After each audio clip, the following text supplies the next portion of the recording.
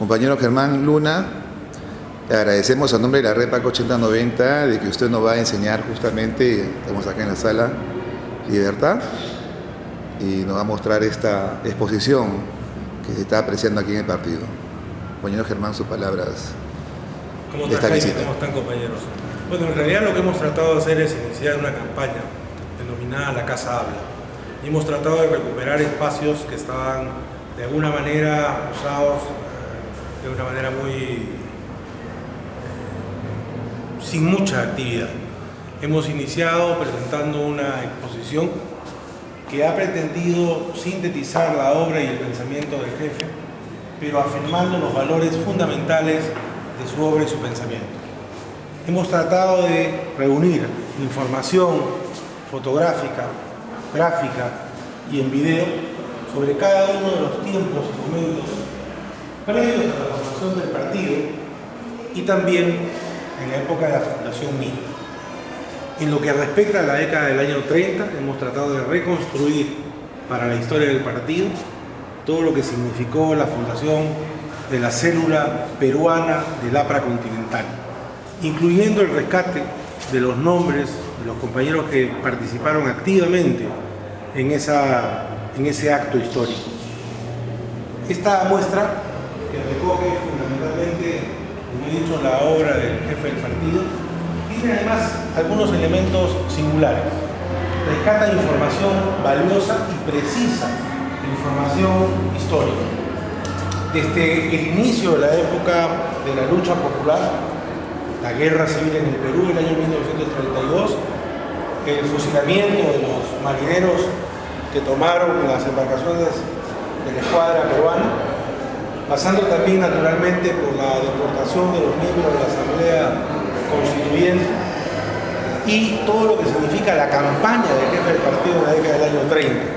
Esa presencia multitudinaria del jefe del partido y que además rompe una mentira propagada permanentemente en la historia del Perú, en el sentido que fue otro el presidente de la nación que había recorrido el país incluso a lomo de bestia. Las tomas fotográficas prueban que el que inicia las campañas de este tipo es el jefe del partido, el compañero Víctor Raúl, y es él quien hace un periplo nacional lanzando la voz del nuevo movimiento y por supuesto proclamando el derecho de los pobres a organizarse. Esta es una muestra que, como digo, recoge esos momentos, que son momentos fundamentales: el retorno del jefe, la presencia del búfalo, la prisión de Ramiro Prialet por 14 años y, sin lugar a dudas, el momento cumbre, el retorno del jefe, que es en el momento que se inclina reverente ante los muertos fusilados en Chanchán, cuya gesta heroica no tiene una comisión de la verdad que lo reivindique, pero que permanece en la memoria colectiva. Esto es solo un aspecto de la historia del Perú, pero es también el prolegómeno de un tiempo en el que existe un reencuentro en el año 45 con el Frente Democrático, la irrupción con el año 1948, el 3 de octubre, con el golpe de Estado, y naturalmente el exilio dentro del país del propio jefe del partido, que tuvo que asilarse en la Embajada de Colombia. Otro periodo monumental en la historia del partido que fortalece, unifica y reivindica la historia del aprismo como fuente de verdad y como organización popular. Pero todo esto tuvo en las postrimerías de la vida del jefe del partido en sus últimos años muestras permanentes de su vinculación con el pueblo. Hay una unidad que vincula todas estas épocas, todas estas décadas y todos esos tiempos. En 1963, el jefe del partido protesta por la erupción del proceso eleccionario y el robo que se hace de los votos a la PRI. Y en 1963 alza su voz contra lo que significó un nuevo ardid de la oligarquía que le arrebató la presidencia de la República nuevamente. Es cierto que durante todo ese proceso de gobierno el partido tuvo una posición en sintonía con las organizaciones populares y en sintonía con el pueblo mismo.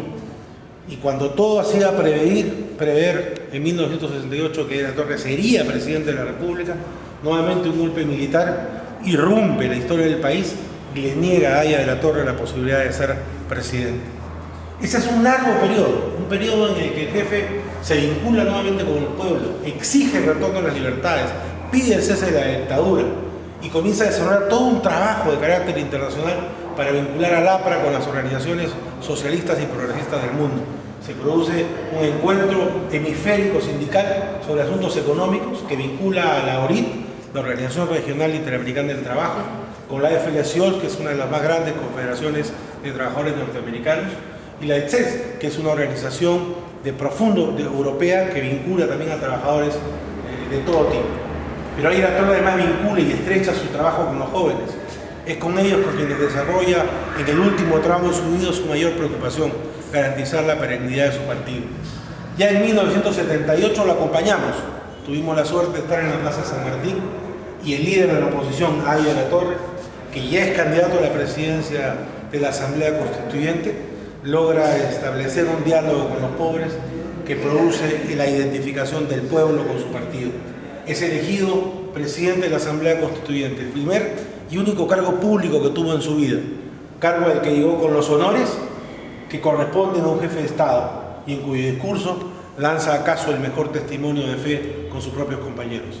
Dice que sería traicionar la historia misma del Perú en el último medio siglo si al cabo de estos tiempos no tuvieran, decía ahí en la torre, una palabra de recuerdo para los cientos de miles de compañeros que estuvieron con él en las épocas más difíciles y más duras de la persecución y la clandestinidad. Pero ahí en la torre, mortal al fin, sufre los vaivenes de la vida y enferma gravemente, no sin antes dejar una constitución preclara, en avanzada en materia de derechos humanos, progresista en materia económica y garantizando además el Estado de los trabajadores en una república de trabajadores manuales e intelectuales. Pero él enferma y su muerte conmueve al país. Su obra se perenniza en una piedra triangular que mira al oriente y en cuyo responso reza la frase «Aquí yace la luz», anunciando que desde el eterno oriente este hombre no solamente marcó la ruta de un pueblo, no solo guió a sus compañeros a la conquista de la libertad, sino que allí sigue marcando los rumbos integracionistas y de cambio social que proclamó desde 1924 y cuya vigencia aún se percibe. Este trabajo, que es un trabajo de emoción, de integración, además le da al partido la posibilidad de tener su historia puesta de manera, de una buena manera. Nosotros consideramos que ella merece no solo tener testimonios gráficos del desarrollo de su vida, sino que además estos sean muy bien presentados. Y ese ha sido el esfuerzo que ha hecho la tribuna y los compañeros que han colaborado con nosotros y que nos han permitido tener esta exposición fotográfica, que es una de las mejores que ha tenido el APRA y que no le tiene que envidiar a ninguna exposición que exista actualmente en el país. Esta exposición termina,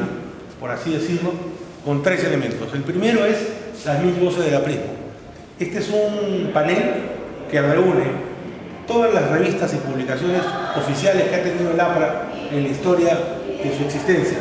que van desde la revista APRA, Onda, que fue el periódico de la Cédula Aprista de Buenos Aires, Indoamérica, que pertenece a la Cédula Aprista de México, Meridiano, la Cédula Aprista de Bolivia, la revista APRA, que corresponde a la célula peruana del APRA continental, la Tribuna, que apareció el 16 de mayo de 1931, la Tribuna clandestina, que rinde homenaje a la época de persecución de la Tribuna, la revista y el periódico La Noche, que es en realidad un periódico alternativo que se usaba cuando estaba proscrita la Tribuna, Chan Chan, que es un periódico fundado por Manuel Arévalo, de larga tradición y presencia militante, Ahora, que es como La Noche, periódicos alternativos que los apristas publicaban en los momentos más duros, Trinchera, que es un periódico con el formato tabloide que se publicaba desde el año 1932 cuando eran perseguidos aquellos que repartían en la Tribuna. El cambio de nombre obedecía a una estrategia, obviamente, para confundir a las fuerzas gobiernistas. De ahí la revista Presente, que ha significado un hito en la historia del periodismo partidario. Radio Continente, que fue una expresión en la amplitud modulada y que nos permitió salir al aire durante casi 8 años. Rebelión, que en realidad es una revista de la juventud, pero que fue un testimonio de las publicaciones partidarias que han tenido mayor constancia. ABC, que es una revista que tenía carácter independiente, pero que acompañó al jefe del partido los últimos años de su vida y por supuesto hizo un requiem de su muerte que bien vale la pena recordar. Impacto, que es una revista que en realidad reedita una época anterior. El diario Hoy, que todos recordarán, que también fue una experiencia interesantísima en la historia del periodismo aprista, y La Tribuna, que mantiene cerca de 5 años de publicación ininterrumpida, que constituye, por cierto, el periodo más largo de publicación legal, que se llama